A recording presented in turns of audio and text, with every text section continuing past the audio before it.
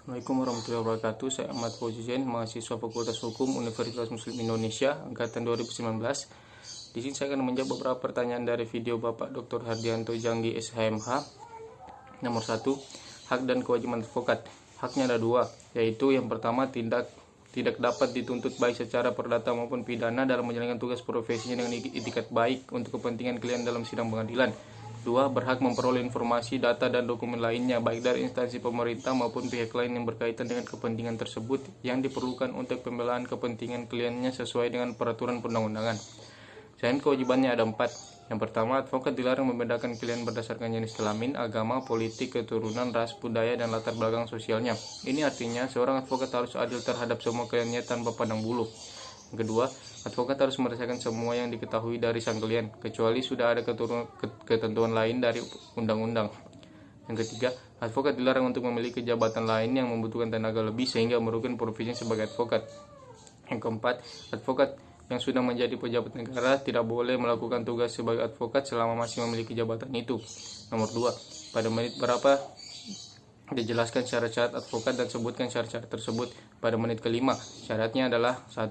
Warga negara Indonesia. 2. Bertempat tinggal di Indonesia. 3. Tidak berstatus sebagai pegawai negeri atau pejabat negara. 4.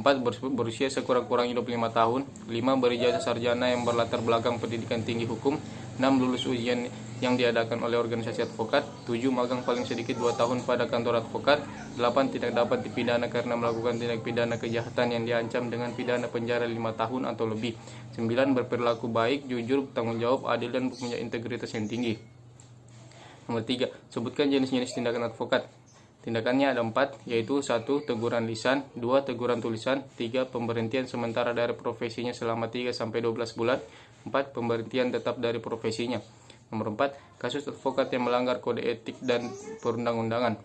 Joko Sriwidodo, pengacara tersangka kasus suap yakni mantan Hakim Setia Tejo Cahyono, diberhentikan secara tetap dari profesi advokat. Pemberhentian Joko Sriwidodo diputuskan dalam sidang kode etik advokat yang digelar Dewan Kehormatan Daerah Peradi DKI Jakarta. Dalam keputusan yang dibacakan oleh Ketua Majelis Alex Erwenge, Joko Sriwidodo dinyatakan melanggar sumpah advokat seperti diatur dalam pasal 4 ayat 2, pasal 6 huruf A dan huruf F UU nomor 18 tahun 2003 tentang advokat dan pasal 4 huruf B, C, D, E Kode Etik Advokat Indonesia.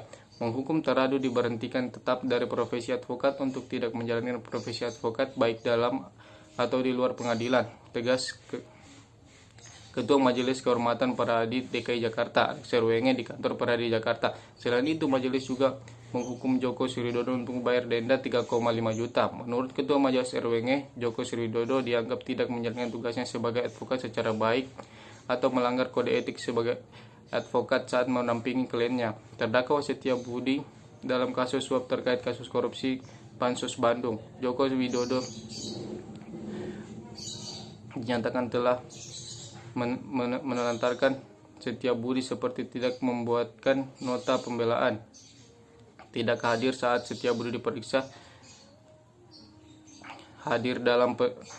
jarang hadir dalam persidangan, padahal Joko sudah menerima honorium yang cukup tinggi.